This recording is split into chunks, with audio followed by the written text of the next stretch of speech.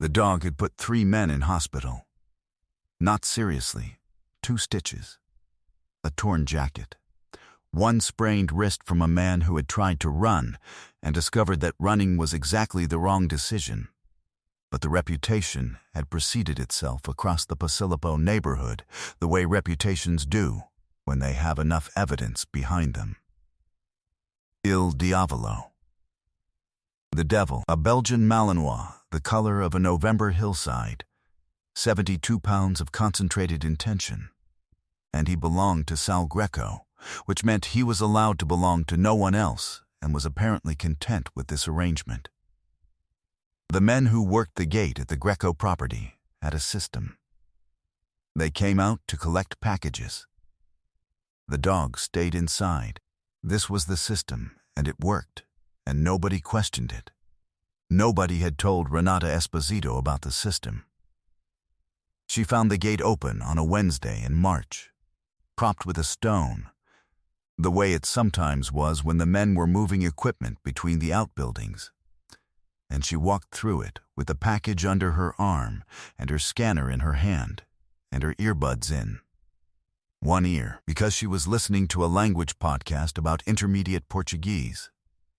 Because her brother was in Buenos Aires and she intended to call him eventually, and when she did she intended to have something to say besides, "You owe me 47,000 euros, Marco, and I hope the steak is good."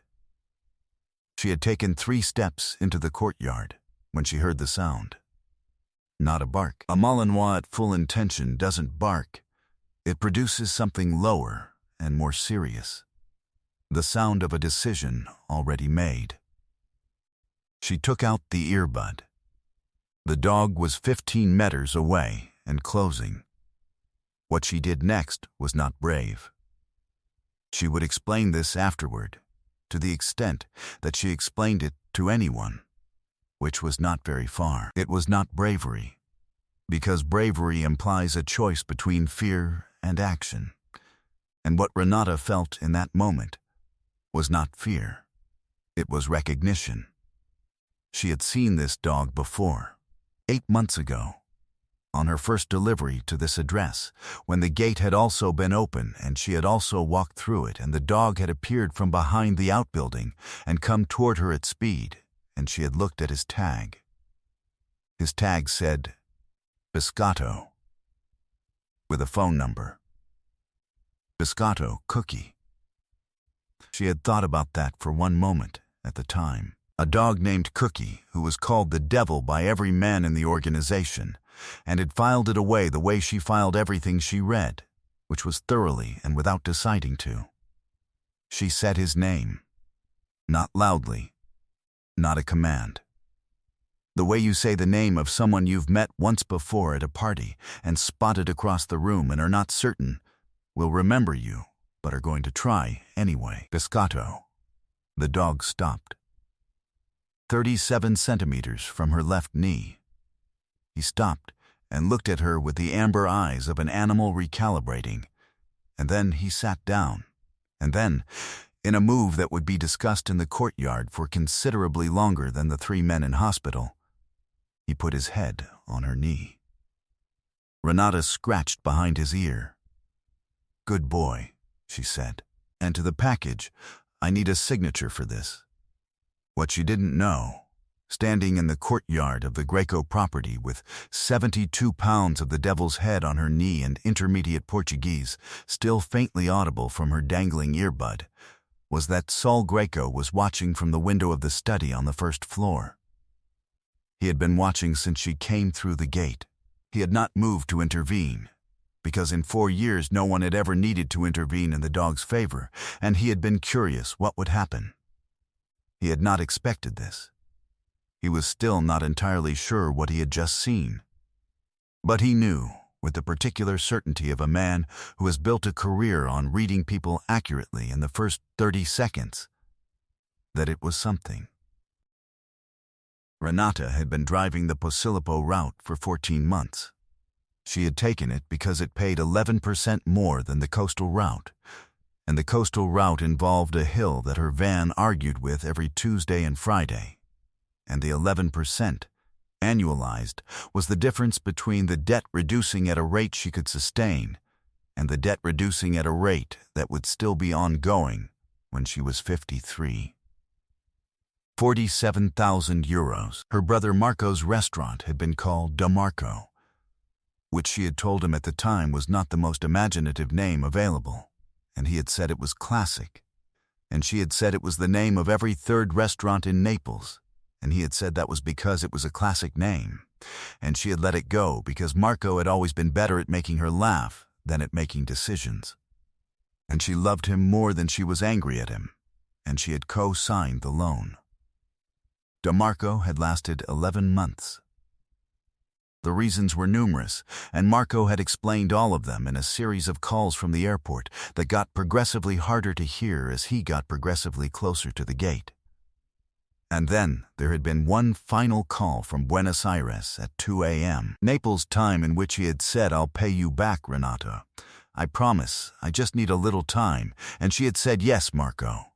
And she had gone to her kitchen and made coffee and done the arithmetic, and then she had put the arithmetic away and done what she always did, which was start the next day. She had been starting the next day for 6 months. The Posillipo route had 19 addresses. The Greco property was number 14.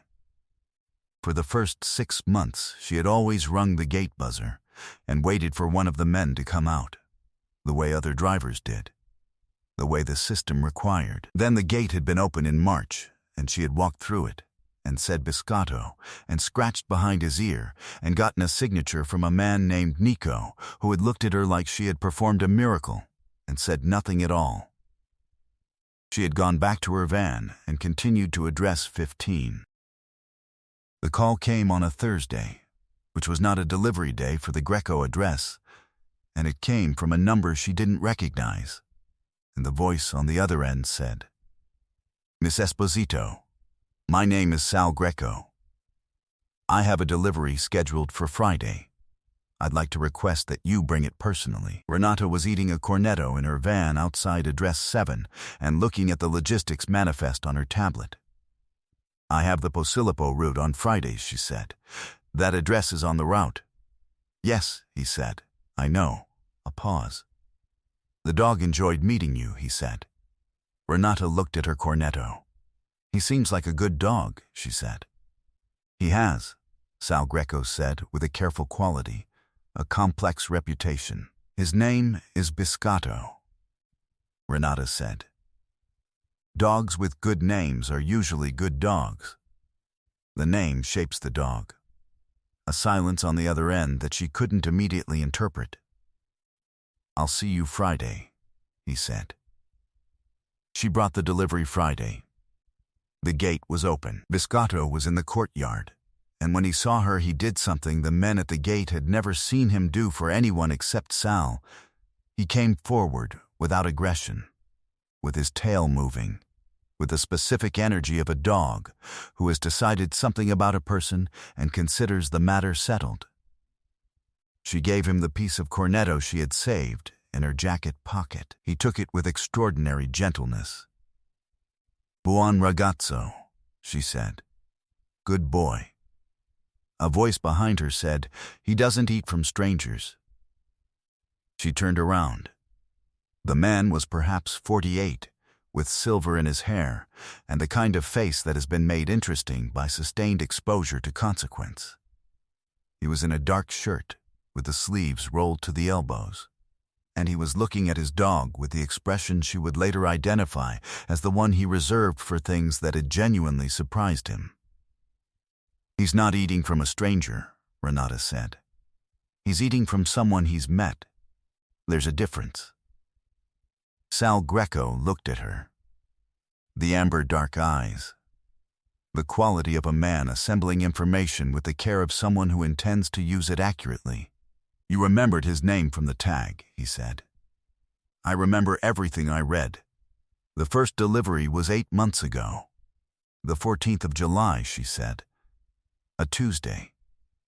The package was marked fragile and listed as containing glassware, but the weight distribution was wrong for glassware, so I made sure it was right side up the whole drive. She paused. I don't know what was in it. You didn't ask. It wasn't my package, she said. It was yours. I just drove it.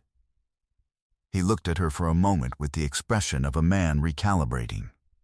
Then he said, Come in. There's coffee. This was how it started. The kitchen at the Greco property was large and slightly chaotic in the way of kitchens that are actually used.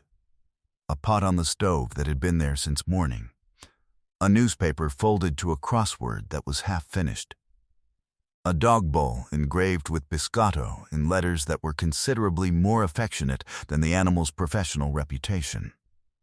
She noted all of this. Without announcing it, he made coffee with the focus of a man who considered it a task that deserved full attention, and he put a plate of biscuits on the table, and Biscotto arranged himself on her feet under the table with the settled weight of an animal who has made a permanent decision. Your route, Sal said. You took the Posilipo assignment 14 months ago. Yes, other drivers trade away from this address. I know, it doesn't concern you. Dogs are usually scared or aggressive because they've been told to be, Renata said. Biscotto has been told to be the devil for so long, everyone forgot to read his tag. She picked up a biscuit. That concerned me more than the dog. A silence. You have 47,000 euros in debt, Sal said. She looked at him. Her hands were steady, which they usually were. My brother's restaurant, she said. I co-signed the loan. Where is your brother? Buenos Aires. She paused. He's going to pay me back. You believe that? I believe he intends to, she said. I believe he's Marco, and Marco has always been better at intentions than outcomes. She drank her coffee. I believe I'm not waiting for him. Something shifted in Sal Greco's face. Not pity. She would have noticed pity, and she would not have liked it. Something else. The specific expression of a person who recognizes a familiar position. Corsetti, he said. Your regional manager. Renata set down her cup. He's skimming bonuses, Sal said. 11 drivers on the Naples routes are owed back pay that has been redirected through a secondary account he controls. The amounts range from 800 to 4,000 euros per driver. He paused. Your amount is 4,200. The kitchen was very quiet. Biscotto shifted on her feet. How do you know that? She said. We use the logistics company, he said simply. We notice things about the people we work with. What kind of things? Whether they read tags, he said. Whether the weight distribution is correct on a fragile package. Whether they remember dates from 8 months ago without checking. He looked at her steadily. What they're owed that they haven't been given. Renata looked at the crossword on the table. 4 letters, 11 down. She could see it from where she was sitting. She didn't say what it was. What are you telling me? She said. I'm telling you what I know, he said. What you do with it is your decision.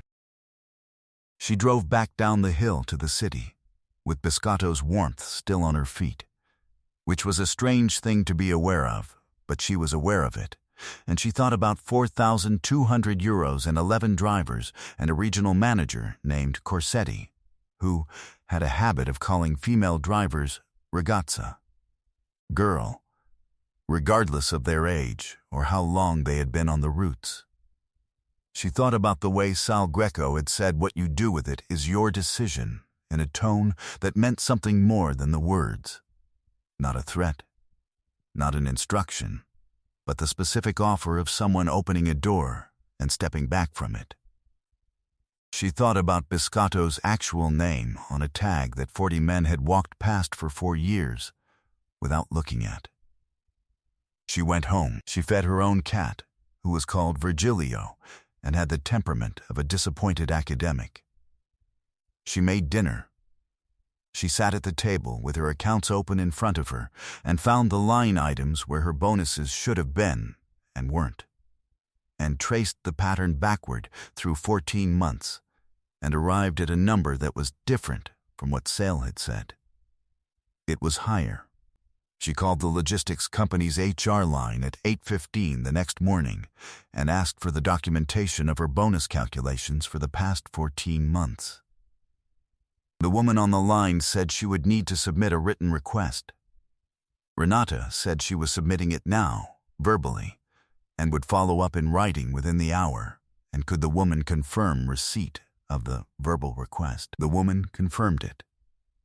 Renata wrote the follow-up email and copied 3 addresses: HR, the regional director above Corsetti, and the Labor Authority's Naples office, whose address she had looked up the night before.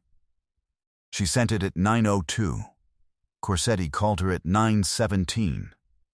"Ragazza," he said, "I think there's been a misunderstanding about the bonus structure." "I don't think there has," Renata said. "I think there's been a misunderstanding about whether I was paying attention." "I was paying attention." A silence.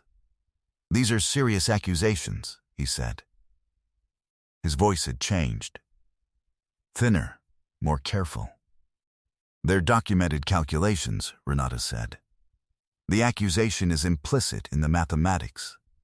I didn't make the mathematics. You should think very carefully. I've been thinking carefully for 14 months, she said. That's what I was doing, instead of asking questions about fragile packages that had the wrong weight distribution for glassware. She paused. "Have a good morning, Corsetti." She hung up. Her hands, as always, were steady. The thing about Corsetti was that he had, over 7 years in the regional manager position, learned to apply pressure in a specific way, not directly, not on record, but through the routing system, through desirable assignments disappearing from certain drivers' schedules, through the informal system of client complaints that could be manufactured with enough patience and the right phone calls. Renata's Friday route changed the following week. Not the Posillipo assignment, that stayed, possibly because even Corsetti understood the geometry of what removing it might look like. But 4 of the more profitable suburban addresses were reassigned to other drivers. Her weekly hours shifted in ways that were technically within the contract and practically designed to be difficult. She noted all of it. She added it to the documentation she was building with the care of someone constructing something that needed to hold weight. She also noted, on the second Tuesday of the changed schedule, that the van 2 positions ahead of hers in the depot queue each morning was driven by a woman named Daniela, who had been on the coastal route for 3 years and who Renata had spoken to exactly twice, and who looked, on this particular Tuesday, like someone who had not slept and was working very hard not to let that be visible. Renata brought her coffee from the depot machine, which was bad, but better than nothing. "He moved your route," Daniela said, not a question. 4 addresses, Renata said. "He moved mine completely," Daniela said. "The whole coastal. I'm on the industrial route now. The industrial route starts at 5:30. Renata looked at her. "Do you have documentation of your original assignment?" "I have the original contract." "Send it to me," Renata said. "I'm building a file. You're not the only one." Daniela looked at her coffee. He said if anyone complained formally, it would affect our client ratings, and that with certain clients on the Posillipo routes, she stopped. He implied it would be more than the job, Renata said. Daniela said nothing, which was confirmation. Renata thought about this on the drive up the hill. She thought about it while she delivered to addresses 1 through 13. She thought about it while Biscotto met her at the gate of address 14 and walked beside her to the door with the proprietary air of a dog who has decided where he belongs. Sal was in the courtyard with 2 men she'd seen before, but not been introduced to. And when she came through the gate, the 2 men reconfigured slightly, the particular reorganization that happened around him, which she had observed on 3 previous visits, and now simply accepted as a property of his presence, like gravity. "Renata," he said. She had been Miss Esposito for 2 months. She had become Renata somewhere around the 4th coffee, and had not noted the exact transition until afterward. She gave him the package. She gave Biscotto the piece of cornetto from her jacket pocket. She said, "Corsetti is threatening drivers who have submitted complaints," implying consequences beyond the job. Sale's face didn't change, implying he hasn't been specific. He doesn't need to be specific for drivers who know who their clients are. How many drivers? I know of 4. I think there are more. He was quiet for a moment. Biscotto sat between them with the patient air of an animal who understands that the humans are discussing something important and is prepared to wait. "The documentation you're building," Sal said, "is complete. The pattern is clear across 7 years of records. I've cross-referenced the bonus shortfalls with the routing system's own logs. The amounts, the timing, the beneficiary account, it's all there." She paused. "I sent it to the Labor Authority's regional office yesterday, and to the logistics company's board with a covering letter." Sal looked at her. "Not to me," he said. "No," she said. "Not to you." A silence, not uncomfortable. The kind of silence that has respect in it. "Why not?" he said. "Because it's not your problem," she said. "It's the Labor Authority's problem. And the board's. I didn't need it to be your problem." He looked at her for a long moment with the amber dark eyes. "Corsetti has a specific relationship with 2 of the company's board members," he said carefully. "The documentation alone may take longer to act on than you'd like." "I know," she said. "I sent it anyway." "And the drivers he's threatening?" "I've spoken to 3 of them," she said. "I've explained what I've submitted, and I've told them that a threat requires someone to be isolated and afraid to work. None of us are isolated." Biscotto, apparently satisfied that the conversation had reached a natural pause, put his head against Sale's leg. Sal looked down at him, then back at her. "Corsetti's relationship with the 2 board members," he said, "is documented in a way that I happen to have access to." He paused. "If that documentation were to reach the Labor Authority alongside yours, the timeline would change." Renata looked at him. "Why would you do that?" she said.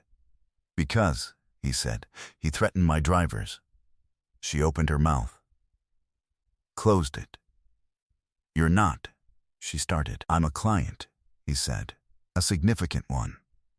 The drivers on the Posillipo routes are people I rely on.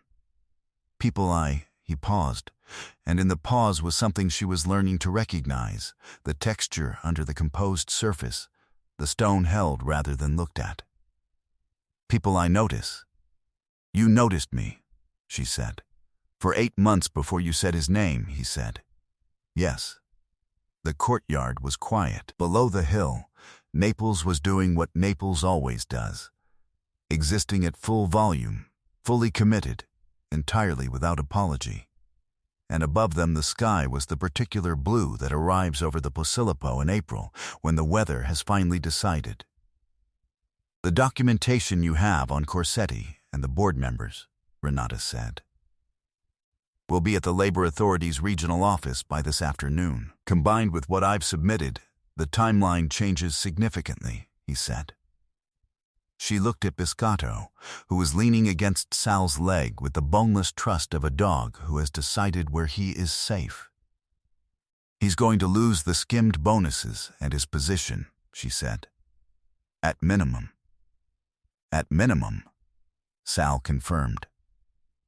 "And the threats will carry their own documentation," Sal said, "particularly the implication regarding certain clients." Something in his voice. Quiet. Final. He will find that implication was poorly considered. She understood what that meant. She didn't ask him to clarify it. "The 4,200 euros, she said. "That's what you told me I was owed. That's what the records show. The number I calculated," she said, "is 4,860. A pause. You found entries I didn't, he said. I found 2 from before the pattern became obvious, she said. They were smaller, easy to overlook. He looked at her with the expression he had when she said things that required a moment to absorb. I believe, he said slowly, that you are the most precise person I have ever met. I remember what I read, she said, and I pay attention to weight distribution. Yes, he said. You do. Corsetti's removal from the regional manager position was confirmed in writing 11 days later, which was faster than Renata had expected. The documentation Sal had provided, combined with hers, had apparently made the timeline easier to compress. The letter from HR referred to significant irregularities and a comprehensive audit process, and used the word regrettably 3 times, which she understood to mean we cannot believe we are dealing with this. The back pay was issued within 30 days. All 11 drivers. The amounts were the ones Renata had calculated, not the ones the company had initially proposed, because she had submitted her workings and the company's legal team had reviewed them and found nothing to contest. Daniela called her when the transfer arrived. How did you know it would work? She said. I didn't, Renata said. I knew the mathematics were correct. The rest was people doing their jobs. A pause. The people at the Labor Authority, Daniela said. They were very quick. They had good documentation, Renata said. And the board member's connection to Corsetti, someone provided it, Renata said. I don't know who. This was not entirely true. But it was true enough. She was on the hill in May, address 14, Biscotto walking beside her with the proprietary air that had become routine, when Sales said, the 47,000. She stopped. Your brother's loan, he said. The restaurant. Yes, the current balance. 41,300, she said. Approximately, after the back pay. He was quiet for a moment. They had reached the courtyard bench where he sometimes sat when the weather was good. He didn't invite her to sit, but she had learned that the bench appeared when he intended the conversation to last longer than a handover. She sat down. Biscotto put his head on her lap. I have a proposal, Sales said. All right. You remember everything you read, he said. You notice weight distribution. You cross-reference inconsistencies without being asked. And you understand when information is actionable and when it belongs to you alone. He paused. The organization has administrative needs that aren't currently well served. You want to hire me. I want to offer you a position, he said. The work is legal. It requires discretion and precision and the ability to hold information carefully. He looked at her. It pays significantly more than the logistics route. How significantly? He told her. She looked at Biscotto on her lap. His eyes were closed. He had the specific peace of a dog who considers the matter of where he is safe to be permanently settled. And the loan, she said, is a separate matter, he said. I'm not offering you the position because of the loan. I'm offering you the position because you're the most qualified person for it. The loan, he paused, is something I'd like to discuss separately, if you're willing.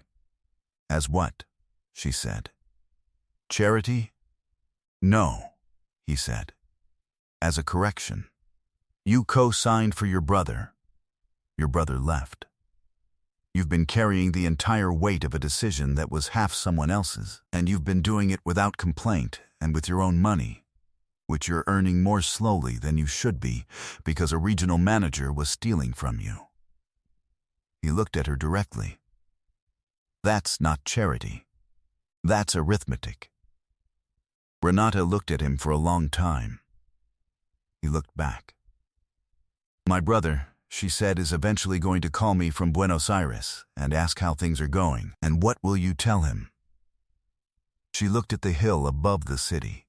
in the city below the hill, and Naples doing what it always did in May, bright and loud and entirely itself, completely committed to its own existence, surviving everything it had ever been asked to survive, and remaining recognizably, defiantly Naples.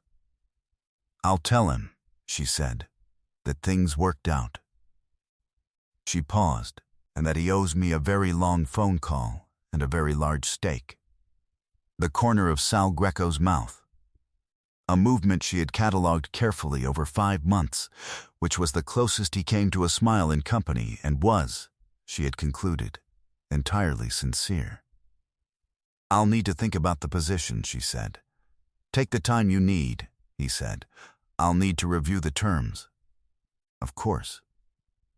And I'll want to understand exactly what the work involves before I commit. I'd expect nothing else." She looked down at Biscotto, who was asleep on her lap in the May sun with the complete commitment of a dog who had been called the devil for 4 years and had known, all along, that his name was Biscotto. "He knew," she said. Sal looked at him. "What did he know?" "That his name was his name," she said, "regardless of what everyone called him." She scratched behind his ear. "You just had to read the tag." Sal Greco looked at his dog for a long moment, then at her. "You read it," he said, 8 months ago, on the 14th of July, and you remembered." "I remember everything I read," she said. "I know," he said. "That's why I'd like you to stay." She stayed.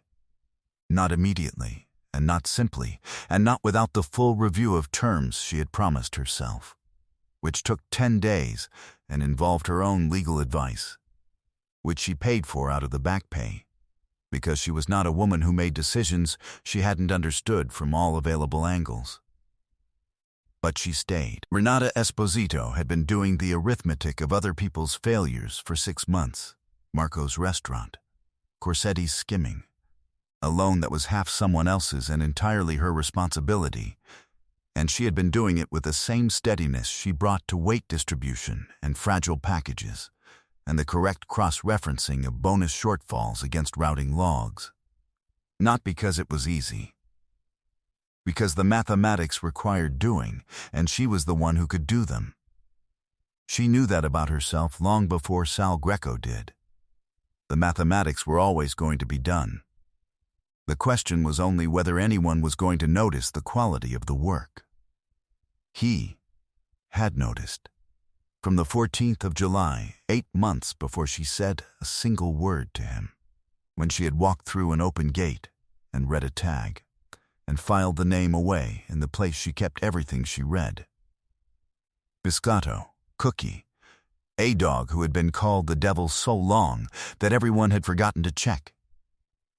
On her last day on the logistics route, she brought Cornetto from the depot, and she gave the last piece to Biscotto at the gate of address 14, and he took it with the same extraordinary gentleness as always, and she looked at the Tyrrhenian Sea below the Posillipo Hill, very blue in the morning, and Naples spread below her in the May light, absolutely itself. "Buon ragazzo," she said. He sat beside her and looked at the sea. They stayed like that for a while, the dog who knew his own name and the woman who had read it, while Naples went on below them, surviving and loud and entirely committed to its own continuation, the way it always had been, the way it always would be. Renata called Marco 6 weeks later. He cried for 4 minutes. Then he asked if she was happy.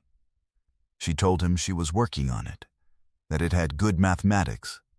He didn't understand what that meant. He asked anyway, happy like what? She thought about a dog asleep on her feet under a kitchen table in Posillipo, and a crossword half-finished beside a coffee cup, and a man who had said the word "stay" so quietly, it had taken her a moment to understand it wasn't about the position. "Happy like that," she said. "Happy like that. Tell me in the comments. Was it the cornetto in the jacket pocket?" Or when she calculated 4,860 instead of 4,200. When did you first know what kind of woman Renata was? If this is the kind of story you come here for, where the precise, stubborn ones turn out to be the ones nobody thought to read the tag on, follow along. New story every day. One more thing. Marco came back from Buenos Aires in September. He walked into the Greco property with a suitcase and an apology and a business plan for a new restaurant. Biscotto did not let him through the gate. Renata had to come and say one word. That story is next.